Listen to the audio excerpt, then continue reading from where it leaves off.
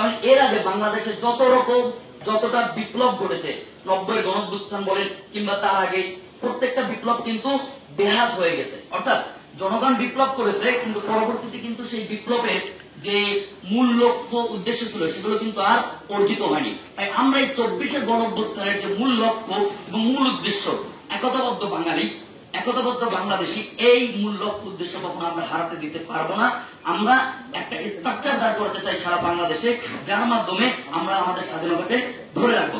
এখন এই স্বাধীনতাকে ধরে রাখার মাঝখানে আমরা যদি হিরো হই, সমন্বয়ক হই, মাস্টার মাইন্ড হই, এগুলো হওয়া যাবে না। তাহলে এই হিরো, মাস্টার মাইন্ড এগুলোর মাধ্যমে নতুন করে আবার একটা নতুন ফ্যাসিবাদ কাঠামো গড়ে উঠবে, আমরা সেটা কখনো চাই না। এজন্য আমাদের গড়ে তুলতে হবে নতুন রাজনৈতিক বন্দোবস্ত। এখন নতুন রাজনৈতিক বন্দোবস্ত বলতে আমরা বোঝাচ্ছি সকল রাজনৈতিক দল, মতাদর্শ সকলে মিলে আমরা একতাবদ্ধ হব। রাষ্ট্রের প্রশ্নে আমরা সবাই এক থাকবো। হয়তো আমাদের ইডিওলজিক্যাল আদর্শ ভিন্ন, আমাদের মতাদর্শ ভিন্ন, কিন্তু রাষ্ট্রের জন্য, রাষ্ট্রের প্রশ্নে আমরা সবাই এক। আমরা রাষ্ট্রকে একটা দায় দরদ, মানবিক মূল্যবোধের সামাজিক রাষ্ট্রে পরিণত করব এবং আমাদের গড়ে তুলতে হবে একটি উদার গণতান্ত্রিক রাষ্ট্র ব্যবস্থা। একটা উদার গণতান্ত্রিক রাষ্ট্র ব্যবস্থা হলো এমন রাষ্ট্র ব্যবস্থা যেখানে আমি যে মতবাদটা পছন্দ করি না, যে মতবাদটা আমার সাথে যায় না, কিন্তু ওই মতবাদটা অন্যকে পছন্দ করলো, আমি সেটা মানি, তাকে আমি সম্মানের চোখে ধরি। এরকম একটা উদার রাজনৈতিক, উদার গণতান্ত্রিক রাষ্ট্র আমাদের গড়ে তুলতে হবে। এখন জাস্ট আমি কয়েকটা ফ্যাক্ট বলি খুব অল্প সময়ের ভিতরে। গত 16 বছর ধরে এই রাজনীতিটাকে, বাংলাদেশের রাজনীতিকে ব্যক্তি মালিকানাধীন করা হয়েছিল। অর্থাৎ রাজনীতির মালিক ছিল একজন, উনি হাসিনা।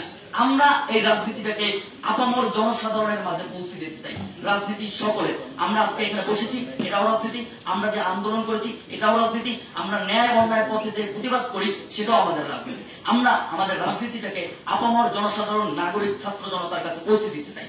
এবং 71, 24 বা 90-এর গণঅভ্যুত্থানের যে স্পিরিট, যে মূল লক্ষ্য উদ্দেশ্য, সেগুলোকে আঁকড়ে ধরে আমরা নতুন একটি রাষ্ট্র কাঠামো গঠন করতে চাই।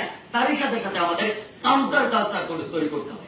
কাউন্টার কালচার মানে যে কালচারটা গড়ে উঠছে, যে ফ্যাসিবাদী কালচারটা গড়ে উঠছে, আমরা ওর বিরুদ্ধে একটা কাউন্টার কালচার তৈরি করব, ওদের ন্যারেটিভ গুলোকে ধ্বংস করার জন্য।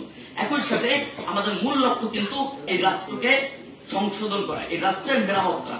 এজন্য আমাদের একতাবদ্ধ থাকতে হবে এবং একই সাথে আমাদেরকে সবসময় মনে রাখতে হবে, এই একতাবদ্ধ বাঙালি যদি আমরা বিভক্ত হয়ে যাই, তাহলে কিন্তু আমাদের স্বাধীনতা ব্যাহত হয়ে যাবে। ধন্যবাদ।